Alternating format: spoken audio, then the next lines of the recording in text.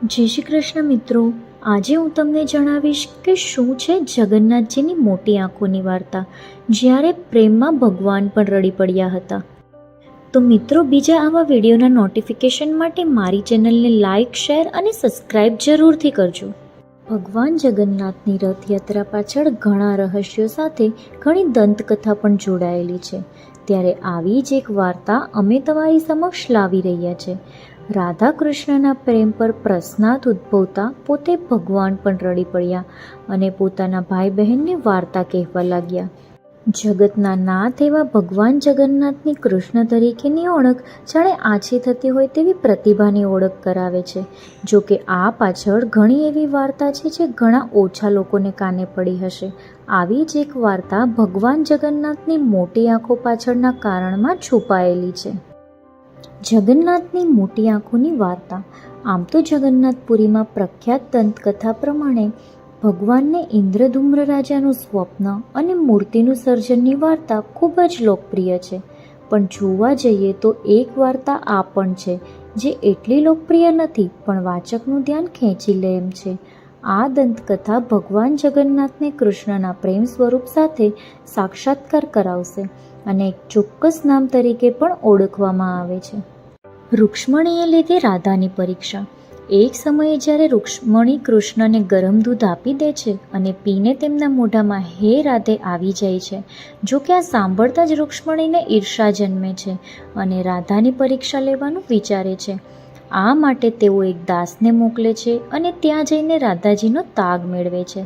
રાધાજી પોતાના શયનકક્ષમાં હોય છે. છુપી રીતે દાસ ત્યાં જઈ અને રાધાજીના પગ પર ગરમ પાણી રેડે છે અને રૂક્ષ્મણીના કહ્યા પ્રમાણે ઘટનાનું અવલોકન કરતો પાછો આવી જાય છે. દાસ પાછો આવે છે ત્યારે રૂક્ષ્મણી આખી વાત સાંભળે છે. વાત સાંભળતા જ રૂક્ષ્મણીને ધક્કો લાગે છે, કારણ કે દાસના કહેવા પ્રમાણે રાધાજીના પગ પર પાણી રેડવાથી કોઈ ખાસ ફરક પડતો નથી અને રાધાજી તો શાંતિથી સૂતા જ રહે છે. જો કે રૂક્ષ્મણીને શંકા જતાં તરત જ દોડીને કૃષ્ણના કક્ષમાં જાય છે. ત્યાં પહોંચતા જ રૂક્ષ્મણીનું હૈયું ધબકારો ચૂકી જાય છે. તેમણે જોયું કે કૃષ્ણના પગ પર ગરમ પાણીના સોળ ઉપસી આવે છે.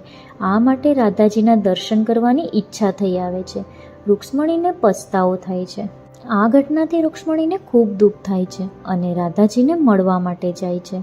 રાધાજીને મળવા જાય છે તો જુએ છે કે તેમને પગ પર નહીં પણ આખા શરીરે સોળ ઉપસી આવે છે. જેની પૂછા કરતાં રાધાજી કહે છે કે મારા પગ પર ગરમ પાણી નાખતા પ્રભુને વેદના થઈ. મારા પ્રભુને તો તમે ગરમ દૂધ આપ્યું તો તેમનું હૈયું બાળી નાખ્યું અને તેના હૈયામાં તો હું વસું છું, માટે જ મારા શરીર પર તેમની વેદના દેખાય છે. આ જાણી રૂક્ષ્મણીને પસ્તાવો થયો અને તેણે રાધાજીની માફી માંગી અને કૃષ્ણ પાસે પોતાની આપવીતી વર્ણવે છે, જેથી કૃષ્ણને પણ આઘાત લાગે છે. કૃષ્ણ આ સાંભળતાની સાથે જ રડી પડે છે. તે પોતાના રાધા સાથેના પ્રેમ પર થયેલી શંકા અને વિરહની વેદના મોટા ભાઈ બલરામ અને બહેન સુભદ્રાને જણાવે છે. તેથી ત્રણેય ભાઈ બહેન રડવા લાગે છે અને રડીને તેની આંખો સોજી જાય છે. આ સમયે ત્રણેય ભાઈ બહેન માત્ર વેદનાનું વિચારે છે, જેથી તેમના હાથ પગ નાના અને મસ્તક મોટું સ્વરૂપ ધારણ કરે છે. આ વાત સાંભળીને કોઈક સલાહ આપે છે કે ભગવાને આ વેદના લોકોને જણાવવી જ જોઈએ. જ્યારે પ્રેમમાં ભગવાન પણ રડી પડ્યા, ત્રણેય ભાઈ બહેન દુનિયામાં દાખલો બેસાડવા નગરચર્યા પર નીકળે છે અને લોકોને સમજાવે છે કે પ્રેમમાં પોતે ભગવાને પણ વેદના વેઠવી પડી હતી, તો આપણે તો સામાન્ય મનુષ્ય છે. જો કે આ વાર્તા પ્રમાણે આ જ કારણથી પ્રેમમાં ભગવાનની સોજેલી આંખો અને બીમારીના દર્શન કરાવવા દર વર્ષે ભગવાન જગન્નાથની રથયાત્રા કાઢવામાં આવે છે. પુરીમાં શરૂ થયેલી આ યાત્રા સમય સાથે સમગ્ર ભારતની ઓળખ બની જાય છે. ગુજરાતમાં આ યાત્રા ભગવાનની બીમાર આંખે પાટા બાંધી નેત્રોત્સવના સ્વરૂપમાં પણ ઉજવાય છે. Thank you for watching.